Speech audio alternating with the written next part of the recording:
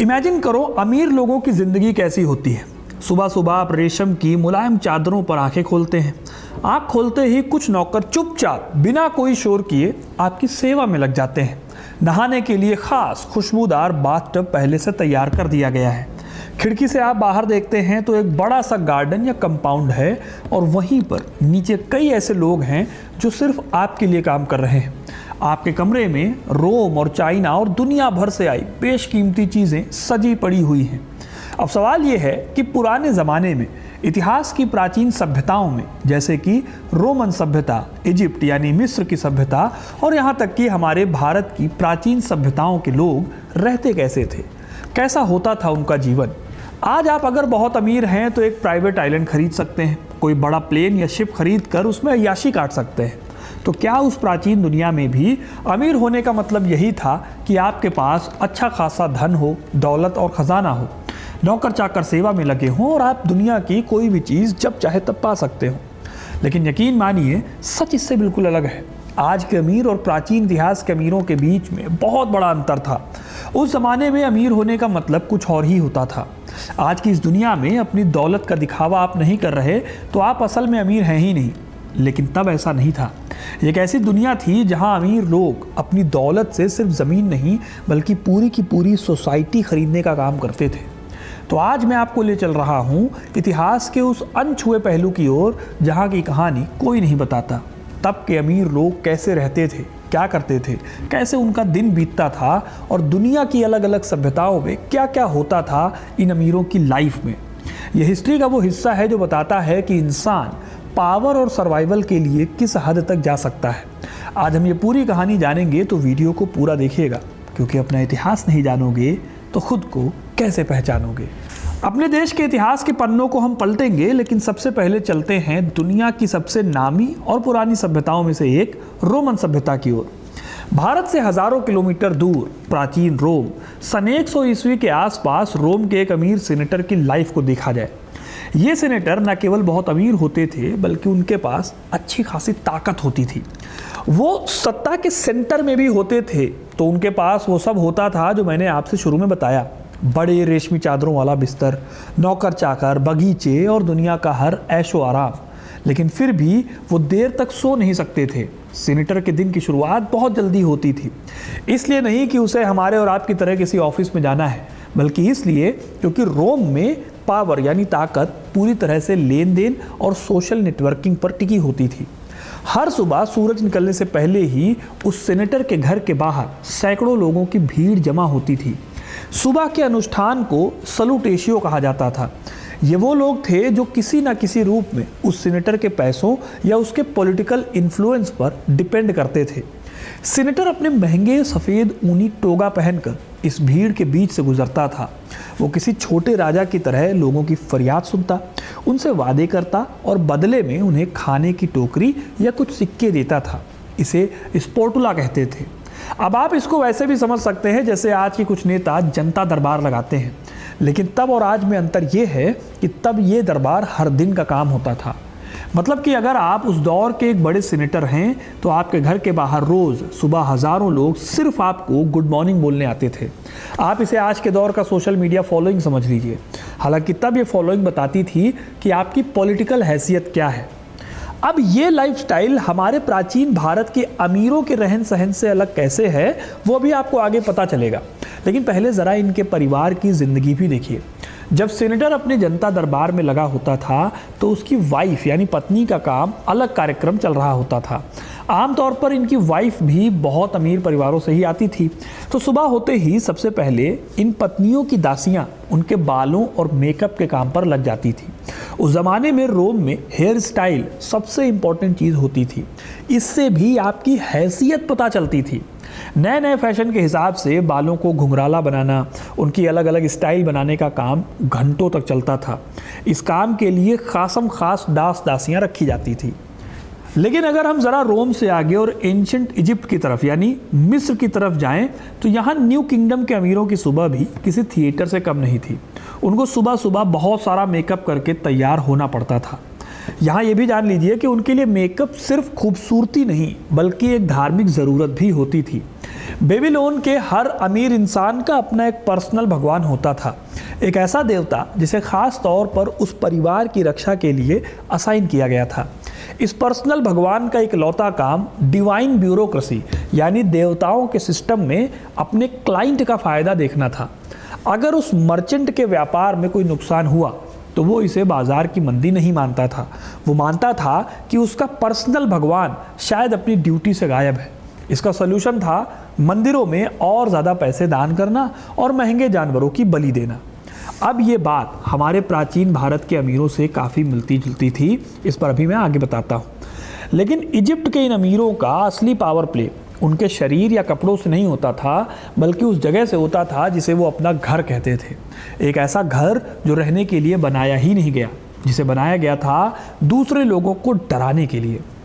प्राचीन काल में अगर अमीरों के घरों को देखें तो वो कोई प्राइवेट सेंचुरी नहीं होते थे, ये घर अपने आप में एक पॉलिटिकल टूल थे। रोम में एक अमीर रोमन का घर यानी डोमस, उसका डिज़ाइन ऐसा लगता था जैसे वो हर इंसान के दिमाग से खेल रहा हो। डोमस के मेन गेट से अंदर आते ही एक लंबा, सकरा और अंधेरा रास्ता होता था, इसे फॉसेस कहते थे। ये रास्ता बाहर की शोर शराबे वाली दुनिया और घर के अंदर की दुनिया के बीच गैप बनाता था। इस रास्ते से निकलते ही आप एट्रियम में पहुंचते थे, जो कि अपने आप में एक बहुत बड़ा हॉल होता था। यहाँ छत से सीधी धूप आती थी जो एक मार्बल के बने पूल पर गिरती थी। इस पूरे हॉल की खासियत थी कि आपकी आंखें चौंधिया जाए और घर के मालिक की ऊंची हैसियत का आपको अंदाज़ा लग सके। इसी एट्रियम के ठीक सामने मास्टर यानी घर के मालिक का ऑफिस होता था। यहाँ वो एक राजा की तरह बैठकर लोगों से मिलता था। इस ऑफिस के पीछे एक बहुत बड़ा खुला बगीचा था। इस बगीचे में महंगे फव्वारे और दुनिया भर से लाए गए पौधे लगे होते थे। दीवारों पर ऐसी 3D पेंटिंग्स होती थी जो कमरों को असल से कहीं ज़्यादा बड़ा दिखाती थी। लेकिन इसी घर का एक हिस्सा वो भी होता था जहाँ खिड़की नहीं होती थी, छोटे छोटे सेल होते थे। यहाँ पर इस घर के गुलाम सोते थे। रोमन आर्किटेक्ट विट्रूवियस ने लिखा है कि घरों का डिज़ाइन जानबूझकर ऐसा रखा जाता था कि मेहमानों को ऐशो आराम तो दिखे, लेकिन उस आराम को पैदा करने वाले मजदूरों की शक्ल कभी किसी को नज़र ही ना आए। एक तरफ जहाँ रोम में शो ऑफ था, तो वहीं एथेंस के अमीर लोग अपनी दौलत दिखाने से बचते थे। एथेंस बाहर से उनके घर बहुत ही ज़्यादा साधारण दिखते थे, लेकिन जैसे ही आप लकड़ी का दरवाज़ा पार करके अंदर घुसे तो वहाँ एक बहुत ही अलग दुनिया होती थी। महंगे कांसे के फर्नीचर, विदेशों से आए कपड़े और शानदार पॉटरी से सजा एक प्राइवेट लग्जरी बंकर होता था। इसके अलावा बेबीलोन को अगर देखें तो यहाँ के अमीर मिट्टी की ईंटों से बने मल्टी स्टोरी महलों में रहते थे। यहाँ का एक एग्जाम्पल अगर आपको देखना है तो आप हैंगिंग गार्डन्स को देख सकते हैं, जो कि अपने आप में बेमिसाल हैं। इन सब के बीच दिन भर घर में अपना रुतबा दिखाने के बाद जब सूरज ढलता था तब शुरू होता था असली ड्रामा। एक ऐसा डिनर जिसे सिर्फ खाना कहना इतिहास की सबसे बड़ी गलती होगी। रोम में शाही डिनर को सेना कहा जाता था। अगर आप इस डिनर में सीधे बैठकर खाना खा रहे हैं तो इसका मतलब है कि आप कोई नौकर हैं या फिर आपकी कोई हैसियत नहीं है उस अमीर परिवार के सामने। अमीर लोग बैठकर नहीं बल्कि अक्सर लेटकर खाना खाते थे। 3 बड़े बड़े सोफ़ों को एक यू शेप में लगाया जाता था। मेहमान बाएं हाथ के बल तकिए पर लेटते थे और सिर्फ दाएं हाथ से खाना खाते थे। लेटना इस बात को दिखाता था कि अब आपको लाइफ में कोई हड़बड़ी नहीं है, आप अपनी मंजिल तक पहुंच चुके हैं। खाना ऐसा होता था जो सिर्फ पेट भरने के लिए नहीं बल्कि मेहमानों को चौंकाने के लिए बनाया जाता था। रोम के मशहूर कुक बुक एपिसियस में ऐसी रेसिपीज़ मिलती हैं जिन पर आपको आज यकीन करना मुश्किल हो जाएगा। खजूर के साथ पकाई गई फ्लेमिंगो पक्षी की जीभ, ऊंट की एड़ियाँ, पाइन नट्स के साथ भरे हुए डॉर्माइस, ये एक तरह का चूहा होता है, और इन सब पर गारम नाम का एक फिश सॉस डाला जाता था। ये सॉस मछलियों की आंतों को महीनों तक नमक के साथ धूप में सड़ाकर बनाया जाता था। ये इतना महंगा था कि सिर्फ अमीर ही इसे अफोर्ड कर सकते थे। नीरो के टाइम के लेखक पेट्रोनियस ने अपनी किताब सटायरिकॉन में ट्रिमोल्कियो नाम के एक अमीर आदमी के डिनर का जिक्र किया है। उस डिनर में एक पूरा भुना हुआ सूअर लाया जाता है और जब उसे काटा जाता है तो उसके अंदर से जिंदा चिड़िया उड़कर पूरे कमरे में फैल जाती है। इसके अलावा खाने के साथ परोसी जाने वाली शराब अपने आप में एक अलग सोशल गेम था। रोमन अमीर अपनी वाइन को सालों तक स्टोर करते थे और उसे सर्व करने का एक सख्त नियम था। सबसे अच्छी और महंगी वाइन सबसे वीआईपी मेहमानों को दी जाती थी। जो मेहमान थोड़े कम रुतबे वाले होते थे उन्हें सस्ती वाइन में पानी मिलाकर दिया जाता था। एक ही टेबल पर बैठे अलग अलग लोगों को उनके अपने स्टेटस के हिसाब से अलग अलग शराब मिलती थी। सबसे अजीब बात यह है कि यह बात लगभग सबको पता होती थी, लेकिन उन्हें इस अपमान को भी सहना होता था। इसी जगह पर अगर आप एथेंस के अमीरों को देखो तो यहाँ डिनर खत्म होने के बाद सिंपोजियम शुरू होता था। सिंपोजियम में एक आदमी को वाइन का मास्टर चुना जाता था। ये आदमी तय करता था कि शराब में कितना पानी मिलाया जाएगा। बिना पानी मिली शराब पीना जंगलीपन माना जाता था। इस महफिल में गहरी फिलॉसफी पर बातें होती थी, कविताएं पढ़ी जाती थी और पॉलिटिक्स तय होती थी। लेकिन जब शराब का नशा चढ़ता तो ये अमीर एक गेम खेलते थे जिसे कोटाबोस कहते थे। इसमें वो अपने प्याले में बची हुई शराब की आखिरी बूंदों को उंगली से उछालकर दूर रखे पीतल के एक डिस्क पर निशाना लगाते थे। जब आर्कियोलॉजिस्ट ने ग्रीस में खुदाई की तो उन्हें ऐसे प्याले मिले हजारों की संख्या में, जिसका मतलब है कि जिन लोगों ने अपने पैसों से मशहूर पार्थेनन का मंदिर बनवाया वही लोग रात को शराब के नशे में एक दूसरे पर वाइन की बूंदें उछाल रहे थे। यह सब सुनकर आपको लगेगा कि इनकी लाइफ में सिर्फ मौज मस्ती थी, लेकिन इस दिखावे के पीछे एक ऐसा डर छिपा था जो आज की किसी भी अरबपति को पागल कर सकता है। अब आते हैं अपने देश भारत पर। आखिर प्राचीन भारत में अमीर होने का असली मतलब क्या था? वात्स्यायन की एक बहुत फेमस किताब है, आपने नाम सुना होगा, कामसूत्र। इसमें एक बहुत ही अमीर और स्टाइलिश शहरी इंसान का जिक्र मिलता है। इनको नागरक कहा गया है। इनका पूरा दिन फाइन आर्ट्स, लिटरेचर और दोस्तों के साथ गोष्ठी यानी एक तरह की प्राइवेट डिबेट क्लब में गुजरता था। लेकिन प्राचीन भारत में असली दौलत इन अमीरों से अलग कहीं और भी मौजूद थी। भारत में असली पावर होल्ड करते थे श्रेष्ठी यानी व्यापारी। ये वो मर्चेंट्स थे जो रोम से लेकर साउथ ईस्ट एशिया तक अपना सिल्क और मसालों का व्यापार चलाते थे। इनकी अपनी बहुत ही पावरफुल श्रेणियां यानी गिल्ड्स होती थी। ये गिल्ड्स इतने पावरफुल थे कि इनके पास खुद की प्राइवेट आर्मी भी होती थी। ये लोग सिर्फ ट्रेड नहीं करते थे बल्कि राजाओं को जंग लड़ने के लिए भारी भारी कर्ज भी देते थे। अगर कोई राजा इनका कर्ज नहीं चुका पाता था तो ये श्रेष्ठी या ये गिल्ड्स पूरे के पूरे राज्य की इकोनॉमी को हिलाने की ताकत रखते थे। इनकी हवेलियां भी बहुमंजिला होती थी। गर्मियों से बचने के लिए इन हवेलियों में खास धारागृह यानी कि कूलिंग रूम्स बनाए जाते थे। यहाँ दीवारों से लगातार पानी बहता रहता था। मगर दुनिया के बाकी अमीरों की तरह भारत के इन अमीरों को भी पता था कि दौलत कभी भी उनसे छीनी जा सकती थी। इसी चीज़ से बचने के लिए उन्होंने अलग अलग तरीके निकाले अपने हिसाब से। इसी में एक बहुत ही सुटेबल और बहुत ही अच्छा तरीका था दान का। ये अमीर व्यापारी अपनी दौलत से बड़े बड़े बौद्ध विहार, जैन मंदिर, शानदार बावड़ियाँ और धर्मशालाएं बनवाते थे। जब आप सांची के स्तूप या अजंता एलोरा की गुफाओं को देखते हैं तो वो सिर्फ राजाओं ने नहीं बनवाए। उनमें बहुत बड़ा पैसा इन्हीं व्यापारियों का, इन्हीं गिल्ड्स या श्रेणियों का लगा हुआ था। ये सिर्फ धर्म का काम नहीं था, ये समाज में अपना रुतबा और पॉलिटिकल पावर सेट करने की एक बेहतरीन स्ट्रेटजी थी। मतलब आप ऐसे समझो कि जनता का इतना भला कर दिया गया कि राजा इनके खिलाफ ज़्यादा कुछ कर नहीं सकते थे। उनकी इमेज एक महात्मा जैसी हो जाती थी जिनके बचाव के लिए जनता अक्सर खड़ी हो जाती थी। इन सब चीज़ों को जानने के बाद दिमाग में एक सवाल आता है कि अगर कल को कोई अमीर आदमी जो प्राचीन सभ्यताओं में रह रहा था वो अगर दिवालिया हो गया तो क्या होगा? आज अगर कोई अमीर इंसान दिवालिया हो जाए तो उसके पास तमाम टूल्स हैं जिनसे वो बच सकता है, जैसे कि बैंक्रप्सी प्रोटेक्शन, लिमिटेड लायबिलिटीज़ कंपनियां और डाइवर्सिफाइड इन्वेस्टमेंट। मतलब अलग अलग जगहों पर आपने अपना पैसा इन्वेस्ट कर रखा है। लेकिन उस ज़माने में इस तरह के सेफ्टी नेट नहीं होते थे। तब दौलत ऐसे होती थी जैसे कांच का महल जो किसी बड़े झोंके में टूट सकती थी। अगर भूमध्य सागर यानी मेडिटेरेनियन सी में कोई तूफान आ जाए और आपका जहाज़ डूब गया तो आप रातों रात सड़क पर आ सकते थे। अगर राजा का मूड खराब हो गया तो वो प्रोस्क्रिप्शन के नाम के एक कानून का इस्तेमाल करेगा और आपकी सारी प्रॉपर्टी जब्त कर लेगा और आपको मौत की घाट भी उतार सकता है। इसीलिए उस दौर में माना जाता था कि कैश या सोना वगैरह को अपने घर में अच्छे बड़े पैमाने पर जमा करके रखना खतरे से खाली नहीं है। अब इन सभी खतरों से निपटने के लिए इन अमीरों ने एक स्ट्रैटेजी बनाई। इन्होंने अपनी प्राइवेट दौलत को सोशल कैपिटल में बदलना शुरू किया। इस प्रैक्टिस को यूरेजेटिज्म कहते हैं। माने ये कि लोग अपनी दौलत सड़कों, पानी की नहरों, पब्लिक बाथ और स्टेडियम बनाने में खर्च कर देते थे। वो ग्लैडिएटर की लड़ाइयों को स्पॉन्सर करते थे। लड़ाई क्या होती थी आगे आपको बताऊंगा। और ये लोग हज़ारों लोगों को फ्री में खाना और एंटरटेनमेंट देते थे। इसके बदले में शहर की बड़ी बड़ी इमारतों पर उनका नाम पत्थरों में उकेरा जाता था। ये एक तरह से उनका लाइफ इंश्योरेंस था। अगर कोई सम्राट उन्हें मारने की कोशिश करेगा तो शहर की वो जनता उस अमीर आदमी को बचाने के लिए बगावत कर सकती थी, जिसे वो फ्री में खाना और खेल दे रहा था। इस पॉलिटिकल जुए को अगर समझना है तो आप इसका सबसे बड़ा एग्जाम्पल मान सकते हैं जूलियस सीजर को। तानाशाह बनने से बहुत पहले साल 65 BC में सीजर रोम के एक ऑफिसर हुआ करते थे। जनता का पूरा सपोर्ट हासिल करने के लिए सीजर ने सारी हदें पार की। उन्होंने रोम की हिस्ट्री का सबसे बड़ा ग्लैडिएटर शो आयोजित किया। ग्लैडिएटर शो में होता यह है कि दो लोग आपस में लड़ते हैं और ये लड़ाई तब तक चलती है जब तक एक आदमी मर नहीं जाता, और ये रोम का बहुत ही फेमस खेल होता था। सीजर ने इस खेल में 320 जोड़ी ग्लैडिएटर्स को मैदान में उतारा, यानी 640 लड़ाके, और उन सबको असली चांदी के चमकते हुए कवच पहनाए गए।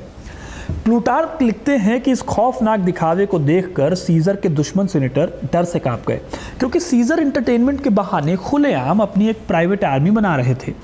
इस शो को फाइनेंस करने के लिए सीजर ने रोम के सबसे अमीर आदमी मार्कस क्रैसस से पैसा लिया। इन्होंने इतना भारी कर्ज ले लिया कि कागजों पर सीजर पूरी तरह बर्बाद हो चुके थे। उनका कर्ज 25 मिलियन सेस्टर्सेस पहुंच चुका था, लेकिन इसमें भी उनका अपना एक प्लान काम कर रहा था। वो जानते थे कि जब उनका कर्ज इतना बड़ा हो जाएगा तो वो टू बिग टू फेल बन जाएंगे। अब क्राइसिस की मजबूरी थी कि वो सीजर को पॉलिटिक्स में जिंदा रखें और उनको आगे बढ़ाएं, क्योंकि अगर सीजर मर गए तो क्राइसिस का सारा पैसा भी डूब जाएगा। इस तरह से सीजर के सत्ता में आने का ये भी एक बहुत बड़ा रोल था। अब एक तरह से देखा जाए तो ये अमीर लोग दुनिया के सबसे ताकतवर इंसान तो बन गए थे, लेकिन एक चीज़ थी जिसे पैसा भी नहीं रोक सकता था। वो चीज़ थी मौत। और मौत के इस डर ने जन्म दिया इतिहास के सबसे अजीबोगरीब सिस्टम को। रोम में जब सत्ता पलटने का डर हमेशा सर पर मंडराता रहता था, तब वहाँ के अमीरों ने स्टोइसिज्म नाम की एक फिलॉसफी को अपना हथियार बनाया। इस फिलॉसफी का सबसे बड़ा चेहरा थे सेनेका द यंगर। सेनेका एक मल्टी मिलियनर थे। उनके पास इटली से लेकर इजिप्ट तक ज़मीनें थी। वो बहुत ही क्रूर तरीके से लोगों को कर्ज देते थे और सम्राट नीरो के पर्सनल ट्यूटर भी थे। लेकिन अजीब बात यह है कि सेनेका ने गरीबी और सादगी पर कई खूबसूरत किताबें लिखी। वो लिखते थे कि एक समझदार इंसान को दौलत से लगाव नहीं होना चाहिए। उसे हफ्ते में कुछ दिन सूखी ब्रेड खाकर और फटे कपड़े पहनकर गरीबी की प्रैक्टिस करनी चाहिए। कुछ इतिहासकार सिर्फ एक अमीरी का पाखंड मानते हैं इस चीज़ को, लेकिन गहराई से देखें तो ये उनका साइकोलॉजिकल आर्मर यानी दिमागी कवच था। सेनेका जानते थे कि नीरो किसी भी दिन उनके सुसाइड का फरमान सुना सकता है, जो उसने 65 ईस्वी में किया भी। ये फिलॉसफी उन्हें उस खौफनाक अंजाम के लिए दिमागी तौर पर तैयार कर रही थी। इसी तरह अगर आप रोम से हटकर इजिप्ट में देखें तो यहाँ मौत के बाद की प्लानिंग एक पूरी की पूरी इंडस्ट्री होती थी। इजिप्ट के अमीरों के लिए सबसे बड़ा इन्वेस्टमेंट उनकी अपनी कब्र होती थी। जी हाँ, वो अपनी सारी लाइफ मौत के बाद वाले एडमिनिस्ट्रेशन को सेट करने में लगा देते थे। उनकी कब्रों की दीवारों पर सिर्फ कलाकारी नहीं होती थी, वो एक लीगल और जादुई कॉन्ट्रैक्ट होता था। दीवारों पर भुने हुए बैल, दर्जनों तरह की ब्रेड और बियर के मटकों की जो तस्वीरें बनाई जाती थी, वो असल में एक मैजिकल रेस्टोरेंट का मेन्यू थी। अगर उनके मरने के बाद उनके परिवार वाले उनकी कब्र पर असली खाना रखना भूल जाएं, तो दीवारों पर लिखे मंत्र एक्टिव हो जाते थे और वो तस्वीरें मृतक की आत्मा के लिए असली खाने में बदल जाती थी। इस सिस्टम को हमेशा के लिए चालू रखने के लिए अमीर लोग अपनी उपजाऊ ज़मीनें मंदिरों के नाम कर देते थे।